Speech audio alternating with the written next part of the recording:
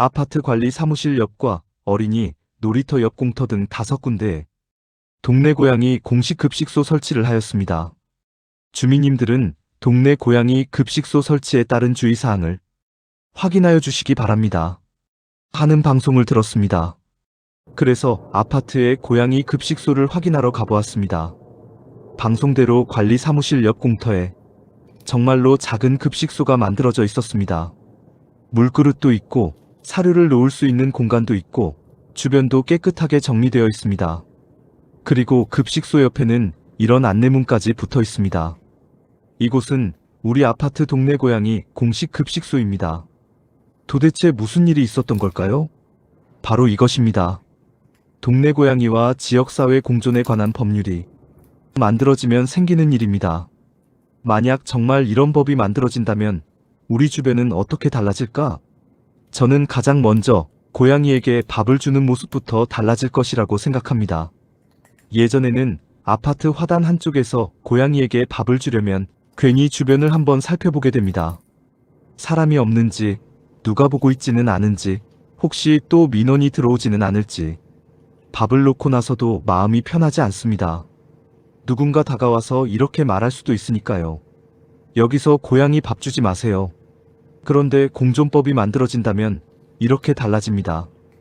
이제 아파트에서는 동네 고양이들이 생활하는 장소와 주민들의 생활 환경을 고려해서 적절한 장소를 정하고 그곳에 공식적인 급식소를 설치합니다.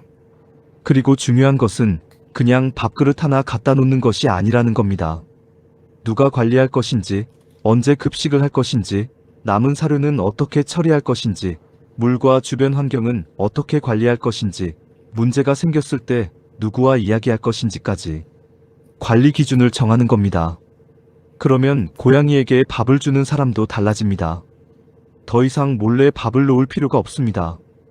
정해진 시간에 정해진 장소에서 책임을 가지고 밥을 주면 됩니다. 그런데 여기서 정말 중요한 것이 있습니다. 저는 사실 이 부분이 공존법에서 가장 중요할 수도 있다고 생각합니다.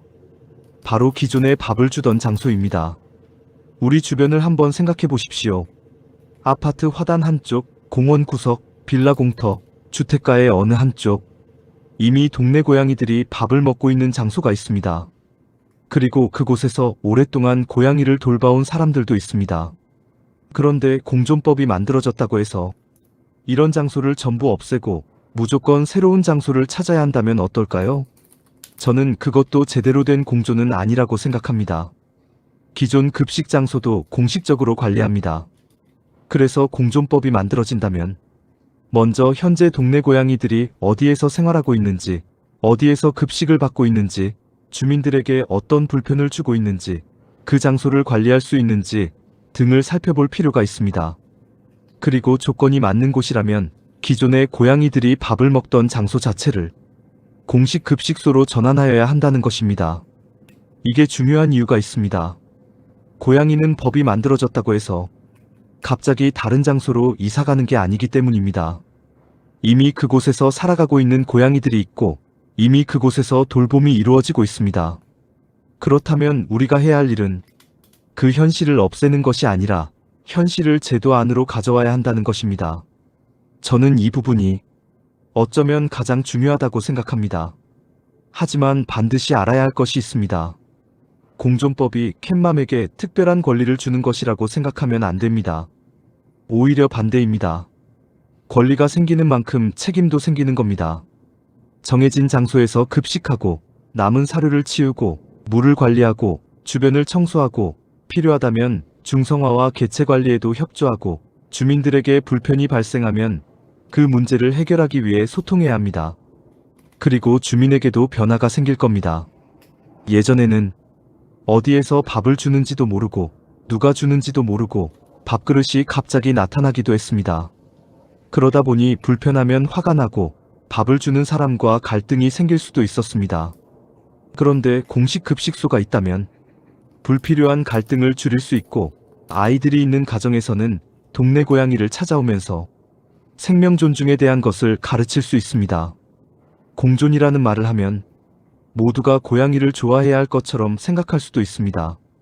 하지만 그렇지 않습니다. 고양이를 좋아하지 않아도 됩니다. 고양이를 무서워할 수도 있습니다. 고양이 때문에 불편한 점을 이야기할 수도 있습니다. 반대로 고양이를 좋아하는 사람도 책임 있게 돌볼 수 있어야 합니다. 서로의 생각을 똑같이 만들 필요는 없습니다. 서로 다른 사람들이 함께 살아갈 수 있는 규칙을 만드는 것. 저는 그것이 공존이라고 생각합니다.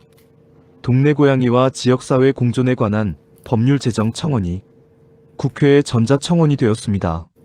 많은 분들이 동의하여 오늘 현재 1055명입니다. 그러나 5만 명에는 턱없이 부족한 것이 현실입니다. 동네 고양이를 좋아하는 사람과 싫어하는 사람이 함께 살아갈 수 있는 방법을 법으로 만들어 보자는 청원입니다. 이 생각에 공감하신다면 청원에 동의하여 주시고 주변에 영상 공유를 부탁합니다. 그리고 국회 전자청원 동의는 댓글에 붙여놓겠습니다. 감사합니다.